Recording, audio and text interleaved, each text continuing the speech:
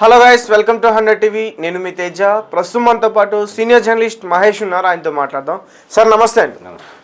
So Ambati Rambabu గారు ఒకప్పుడు వైఎస్ఆర్సీపీలో మంత్రిగా పనిచేసిన వ్యక్తి, రీసెంట్గా ఎలక్షన్స్లో ఎమ్మెల్యేగా కూడా ఓడిపోయారు. ఆయన లాంటి వ్యక్తి ప్రజా సమస్యల గురించి మాట్లాడడం మానేసి, అక్కడ ప్రభుత్వ తీరు గురించి మాట్లాడడం మానేసి, ఒక అల్లు అర్జున్ సినిమా గురించి పుష్పాన్ని ఎందుకు ఆడినవరో మేము చూస్తాం, ఎక్కడ ఆడినవరో మేము చూస్తాం, గతంలో ఎన్టీఆర్ గారి సినిమా కూడా ఇలాగే చేశారంటూ కూడా ఆయన మాట్లాడడం జరిగింది. అంటే ఇది ఎంతవరకు కరెక్టో, తన హోదాకి సినిమాల గురించి మాట్లాడడానికి ఎంతవరకు కరెక్ట్, మీరేం చెప్తారు దాని గురించి? హోదాకి సినిమాల గురించి మాట్లాడటానికి ఏం సంబంధం లేదు. ఆయన ఇప్పుడు ఆందోళన, ఇప్పుడు ఒక ప్రజా క్షేత్రంలో ఆయన పనిచేస్తున్నారు, ప్రజా నాయకుడిగా ఉన్నారు. ఇప్పటి వరకు అక్కడ ఒక ప్రభుత్వం ఉంది, కూటమి ప్రభుత్వం.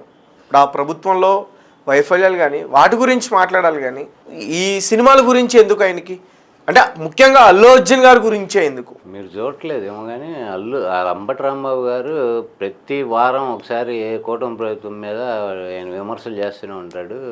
రెగ్యులర్గా ఆయన ప్రెస్ మీట్లు పెట్టి మన తాడేపల్లి వైసీపీ ప్రధాన కార్యాలయం దగ్గర అక్కడ ఆయన ప్రెస్ మీట్లు ఉంటూనే ఉంటాయి. ప్రతి వారము కూటమి ప్రభుత్వ వైఫల్యాల గురించి ఎత్తి చూపి మాట్లాడుతూనే ఉంటాడు.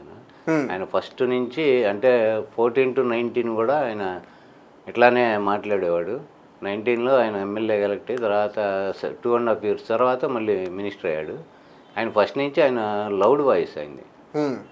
ముందు పార్టీకి అధికార ప్రతినిధి ఉండేవాడు. ఆయన లౌడ్ వాయిస్ చాలా అన్ని సమస్యల మీద కానీ, ఏదైనా ప్రభుత్వం మీద, ఇప్పుడు వైసీపీ ప్రభుత్వం ఉన్నప్పుడు ప్రభుత్వం మీద వచ్చిన విమర్శలు కానీ, అపోజిషన్లో ఉన్నప్పుడు టీడీపీ ప్రభుత్వం వైఫల్యాలు కానీ, ఏదైనా కానీ ఆయన వైసీపీని డిఫెండ్ చేసుకుంటూ విమర్శలు చేయటం ఎదుటి పక్షాన్ని ఫస్ట్ నుంచి ఆయన చేస్తున్నాడు. మీకు ఇంక ఇప్పుడే కాదు, ఆయన అంటే ఫస్ట్ నుంచి చేస్తున్నాడు. కానీ ఓడిపోయిన తర్వాత ఈ మధ్య ఓడిపోయిన తర్వాత కూడా ఆయన అన్ని విషయాల మీద, ఇప్పుడు సూపర్ 6 వైఫల్యాలు, వరదలు వచ్చినప్పుడు వీళ్ళు సహాయం చేయడంలో కూటమి ప్రభుత్వం వైఫల్యం కానీ, గొడ్లవల్లేరు సంఘటన గురించి కానీ, ఈ రేపులు ఇవి జరుగుతున్నాయి చిన్నారుల మీద, వీటన్నిటి మీద ఆయన స్పందిస్తూనే ఉన్నాడు. కూటమి ప్రభుత్వం విమర్శిస్తూనే ఉన్నాడు. రీసెంట్గా పవన్ కళ్యాణ్ ఈ తిరుపతి లడ్డు విషయంలో ఈయన దీక్ష అని చెప్పి ఈయన చేసిన విషయం మీద కూడా ఆయన స్పందించాడు. ఆయన తీవ్రంగా స్పందించాడు.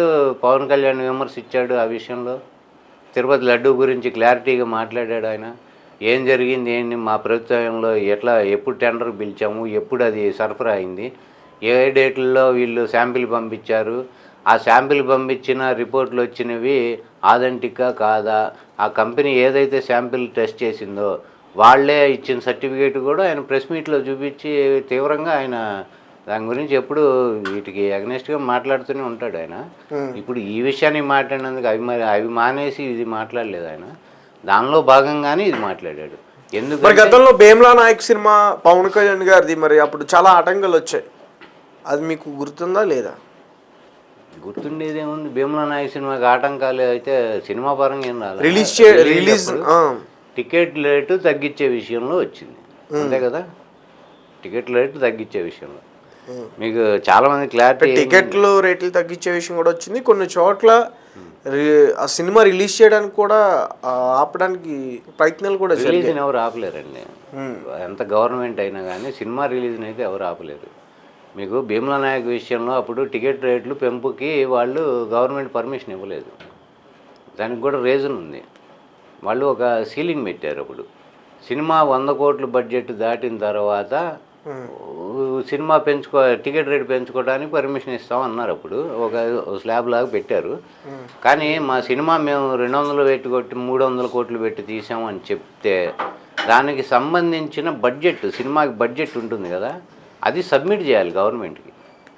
ఆ బడ్జెట్ని సబ్మిట్ చేసి ఇదిగో దీని కింద ఇట్లా మేము ఖర్చు పెట్టి ఇన్ని కోట్లు దాటింది కాబట్టి మాకు వెసులుబాటు కల్పించమని ప్రభుత్వానికి రిక్వజిషన్ లెటర్ పెట్టుకోవాలి. వీళ్ళ బడ్జెట్ మీకు ఎంత ఖర్చు అయింది అనేది బడ్జెట్ ఇవ్వమని అడిగారు. ఇవ్వమంటే వీళ్ళు ఇవ్వలేదు. ఇవ్వకుండా కామ్గా కూర్చున్నారు. అందుకని వాళ్ళు పర్మిషన్ ఇలా. మీకు గవర్నమెంట్ నామ్స్ ప్రకారం మీకు 100 కోట్లు దాటింది అంటే 100 కోట్లు ఏ రకంగా దాటిందో వాళ్ళు చూపించాలి. ఫలానా లొకేషన్లో వెళ్ళాం, వారంలో తీసామండి, దాని బడ్జెట్ ఎంత అయింది, రెమ్యూనరేషన్లు ఎంత అయినాయి, యాక్టర్స్కి, డైరెక్టర్కి ఎంత అయింది, స్టోరీకి కానీ ఇంక మ్యూజిక్, మిగతావి, లొకేషన్లు, పర్మిషన్లు, ఇవన్నీ పెట్టి అంటే మీకు ఏదైనా యానిమేషను ఇంకేదన్నా కానీ స్పెషల్ ఎఫెక్ట్స్ రకరకాలు అన్నీ కలిపి ఇంత బడ్జెట్ అయింది కాబట్టి మాకు ఈ పర్మిషన్ ఇవ్వమని అడగాలి. వీళ్ళు అది సబ్మిట్ చేయలేదు. అడిగితే ప్రతి ఒక్కరు సబ్మిట్ చేశారు, వీళ్ళు ఆ సినిమాకి చేయలేదు. ఎందుకంటే దానిలో ఇంకో మాటలు కూడా ఉంది, పవన్ కళ్యాణ్ గారి రెమ్యునరేషన్ ఎంత అనేది తెలిసిపోతుందని. అది ఒకవేళ వాళ్ళకి ఆయుధంగా అవ్వచ్చేమో అనే ఉద్దేశంతో వీళ్ళు అది ఇవ్వలేదు. ఆయన రెమ్యునరేషన్ కూడా అక్కడ సబ్మిట్ చేయాలి కదా. మరి అది ఈయనేమో మీటింగుల్లో చెప్పుకునేవాడు, నేను అన్ని కోట్లు తీసుకుంటా, ఇన్ని కోట్లు వస్తాయి నాకు సినిమాకని. మరి అక్కడ అది చూస్తే తెలుస్తుంది కదా. ఈయన 50 కోట్లు చెప్పుంటాడు, ఆయన సినిమాకు 100 కోట్లు తీసుకున్నాడేమో. లెక్కలు బయటపడతాయి, గవర్నమెంట్కి ఒక వాళ్ళ చేతికి ఆయుధం దొరికినట్టుంటుంది అనే ఉద్దేశంతో వీళ్ళు సబ్మిట్ చేసి ఉండరు. అందువల్ల వాళ్ళు ఇవ్వలేదు. అందుకని పవన్ కళ్యాణ్ దొక్కడానికి భీమలా నాయక్కి పర్మిషన్ ఇవ్వలేదని అప్పుడు వీళ్ళంతా విమర్శలు చేశారు. కానీ గవర్నమెంట్ నామ్స్ ప్రకారమే వాళ్ళు వెళ్ళారు. వీళ్ళు ఇవ్వకపోతే వాళ్ళు ఏం చేయలేరు కదా, అందుకని ఇవ్వలే పర్మిషన్. అంతేగాని దీనిలో విమర్శ ఏమీ లేదు. తెలియని వాడు ఏదో మాట్లాడారు. ఇప్పుడు అల్లు అర్జున్ పరిస్థితి ఏంటి? ఇప్పుడు అల్లు అర్జున్ పరిస్థితికి మాట్లాడారు కదా. అంటే మీకు మామూలుగా చూసుకుంటే మెగా ఫ్యామిలీ అవుట్రైట్గా మెగా ఫ్యామిలీ నుంచి కానీ మెగా అభిమానులు కానీ అల్లు అర్జున్ని హేట్ చేయటం అనేది కామన్. మనం సోషల్ మీడియాలో చూస్తున్నాము, బయటగాడు చూస్తున్నాం మనం. ఎందుకంటే అల్లు అర్జున్ని ఇంకా తొక్కేయాలన్నట్టు అతని సినిమా వస్తే సపోర్ట్ చేయకూడదు, ఆ సినిమాని ఎట్లాగైనా దాన్ని ఫ్లాప్ చేసేయాలి. ఫస్ట్ ఫ్లాప్ టాక్ తీసుకురావాలి, తర్వాత రకరకాల దాని మీద ప్రయత్నాలు అయితే జరుగుతున్నది మనం చూస్తూనే ఉన్నాం. ఎందుకంటే మనకి ఎవరు చెప్పనవసరం లేదు ఈ విషయం. సోషల్ మీడియాలో మెగా ఫ్యాన్స్ కానీ వాళ్ళు కానీ ఇది జరుగుతూనే ఉంది. రీసెంట్గా వరుణ్ తేజ్ కూడా స్టేజ్ మీద ఇండైరెక్ట్గా అల్లు అర్జున్ ఉద్దేశించి మాట్లాడింది కూడా విన్నాం మనం.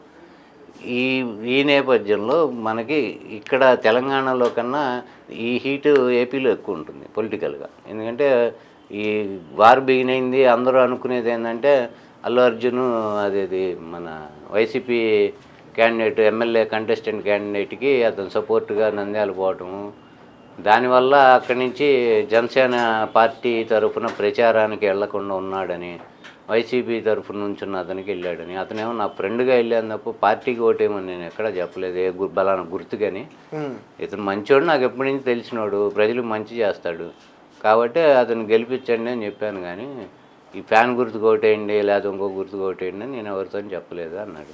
కానీ అప్పటి నుంచి గ్రెడ్డి పెట్టుకొని వీళ్ళు చేసినట్టు అనిపిస్తుంది. కానీ మనం మామూలుగా ఆలోచిస్తే ఒకసారి ఎన్నడూ తెలుగు సినిమా ఇండస్ట్రీలో ఉత్తమ నటుడు పురస్కారం, జాతీయ ఉత్తమ నటుడు ఎవరికి రాలేదు. 40 years ఇండస్ట్రీలు ఉన్నారు, 45 ఇండస్ట్రీలు ఉన్నారు, కానీ ఎవరికి రాని అతనికి వచ్చింది.